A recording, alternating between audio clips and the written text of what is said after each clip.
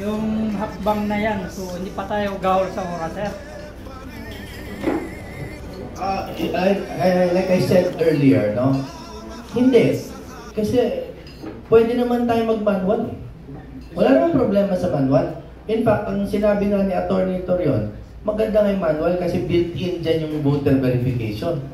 Wala nang paper audit trail kasi yung mismong boto is an audit trail. O bibilang mo. Alam nyo sa mga nanonood po kayo, matatalino kayo, yung mga nanonood baka hindi makuha yung laman nito nung ginagawa natin. Ang nangyari po kasi resolution ng COMELEC, nawalan po tayo ng paraan para i-double check yung bilang ng boto at the precinct level. Malinaw po ba yun? Number 2, dun sa online voting, sino sa inyo po ang na-hack na ang Facebook? Meron ba? O, meron, di ba? May naaalala ba kayong kwento na na-hack ng mga company website? Okay. Pero siguro naman wala sa government agency. Meron ba? DICT kasi meron. DICT mismo. DICT mismo na-hack. Oh, ba't tayo gagawa? COMELEC is no different from DICT. It's a government agency. Sa palagay nyo ba, kung magbotohan po tayo ngayon, palagay nyo ba hackable ang COMELEC? Yes po. It's possible. Diba? Kasi kung nagagawa sa ibang agency, posible din. Kung ma-hack man sila, pero meron tayong paper audit trail, di okay pa din. See? Nawala nga yung paper audit trail. Wala na lang bilangan at the precinct level. Kaya po nung nasa Hong Kong kami, yung mga OFW po, naiiyak. Kasi ayaw nang bumoto. The natural reaction of the OFWs is, huwag na lang tayong bumoto kung dadayain tayo. Ito naman po, ang panawagan ni Atty. Lambino, bumoto po kayo, sabi niya. Bakit po? Ang dagdag ko na dahilan dyan ay, paano kayo magre-reklamo na dinaya kayo kung hindi kayo bumoto? Ganun po kasimple. Gusto ko lang po dalhin sa sikmura ng mga manonood ninyo yung issue. Kayo po, pag nakaramdam kayo ng daya after elections, pero hindi kayo bumoto, ano pong mukha ang hiharap nyo sa COMELEC? Sasabihin nyo, dinaya kami, bumoto ko ba? Hindi. O paano ka dinaya? Okay? Para lang po malinaw ang ginagawa natin. Okay? So, open to hacking.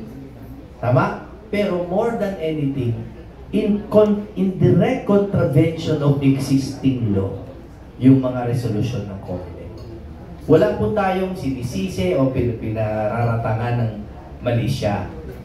No? Para lang po malinaw. Okay? Sir, klaro po na mention kayo na klarong-klaro na wala pa talaga sa batas. So, after po ng filing niyo, ano po yung inaasahan natin from Supreme Court? Yan, magandang tanong yan. Ang inaasahan po namin is sana po we are on bended knees na mag-issue sana ng TRO muna insofar as the prohibition aspect doon sa online voting na ng TRO muna yung Supreme Court na hindi muna ipagpaliban muna yung online voting. Stick muna tayo sa sections 24 and 27 of Republic Act 10590 na doon muna tayo doon kasi kasi pwede kasi personal ka, pumunta ka doon sa embassy o sa consul, boboto ka, okay? Pwede rin by mail, pwede ka magboto noon. And in certain areas, meron ding automated machines din. Specifically in Hong Kong, in-implement nila yon. So doon muna tayo sa dating Kaya nga doon sa tanong din na malapit na nga ang election, may panahon pa ba tayo? May panahon kasi mag-issue lang sila ng resolution, parang amendatory resolution that since there is this petition, may TRO, then we will just stick to what we did last time. Okay na. Ito namang sa manual voting, manual counting rather, ang prayer namin is that may mandatory injunction yung Supreme Court kaagad na i-implement yung batas, yung Section 31. May gagawin ba ang COMELEC dito? Meron. Mag-issue lang sila ng amendatory resolution. Okay? Kasi madali po i-manual counting yun eh. Ang manual counting, bago sila mag-transmit, basahin muna yung the usual. Kasi itong pagbasa, this is based on the old law, Omnibus Election Code pa ito. Oo. So, sa Omnibus, i-follow natin yung nakasaad sa Omnibus Election Code, yung nakasaad sa Republic Act 6646, no, and as amended by Republic Act 7166, and now under Section 31 of Republic Act 9369. So, mandatory injunction sana yung Supreme Court, and then yung COMELEC mag-issue ng corrective resolution, and then i-inform yung BEIs, Board of Election Inspectors about it. Inform sila na bago nyo i-transmit, okay, kailangan mag-manual counting tayo, gaya ng dati. Yun lang po, wala na pong additional costing sa tingin ko. Kung meron man yung paggawa ng resolution, pagpasirox ng resolution, yun lang po. Pero are we hoping, sir, na bibilisan ito ng susunod?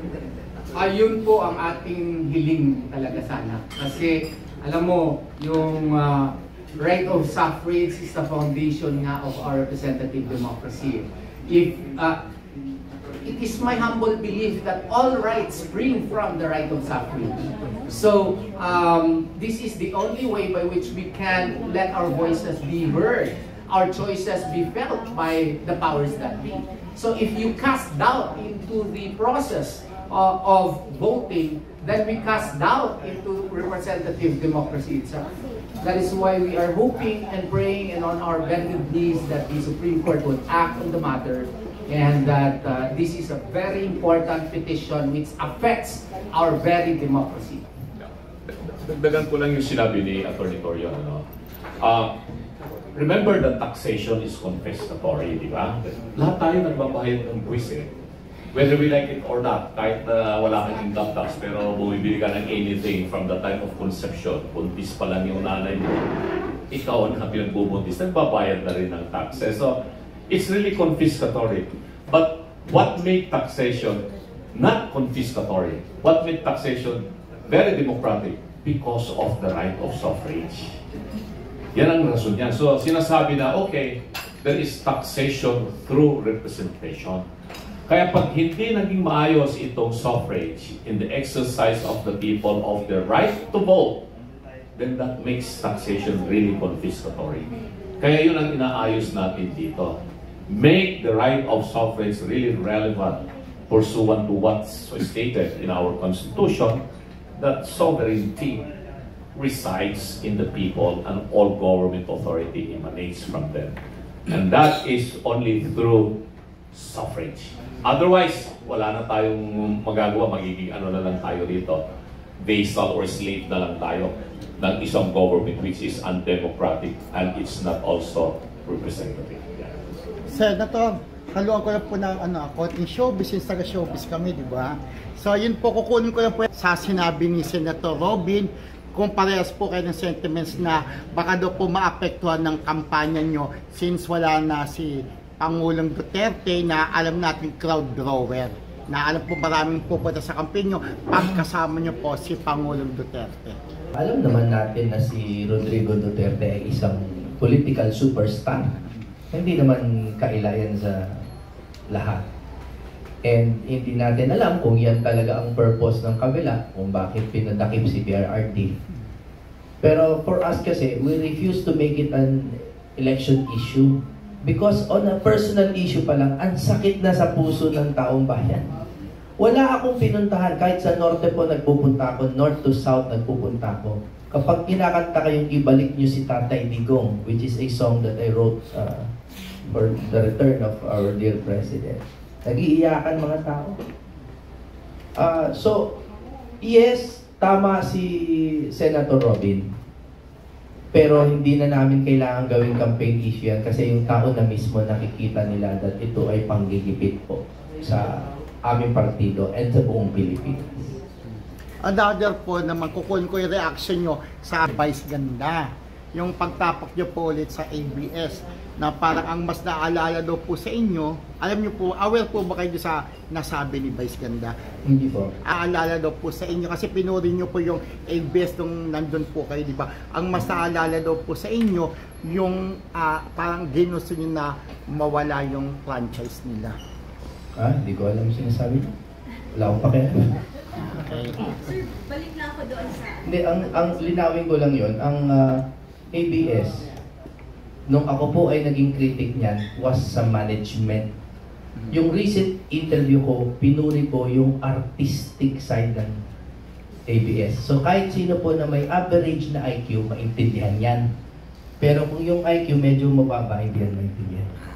Sir, balikan ko lang sa itong petition na pinanyo sa Supreme Court. Sir, ano naman po yung reactions ninyong tatlo doon sa tumutulig sa ginawa ninyong hakbang? Anong criticism? Ito pag-file po ninyo na pag-against ninyo sa itong ginawang Well, para sa amin kasi, gusto lang naming sundin kung ano yung nakasaad sa batas at maproteksyonan yung kapangyarihan ng mamayang Pilipino, tulad ng sinabi ko nga na dapat ay respetuhin, ipatupad at galangin yung karapatan ng mamamayang Pilipino na makaboto at mabilang yung boto niya sa halalan. Kahit ano pang sabihin po natin, baliwala po yung ating binabanggit na demokrasya, representative democracy, kung ang ating mga boto, lalo-lalo na mga ordinaryong Pilipino, mga overseas Filipino workers at mga pamilya po nila, ay andoon yung pangamba na hindi mabibilang ng tama yung kanilang boto. So, this is not really a political gymnastics ang tinatawag. Talaga pong sumunod lamang po kami doon sa mga reklamo, hinaing at kahilingan ng mga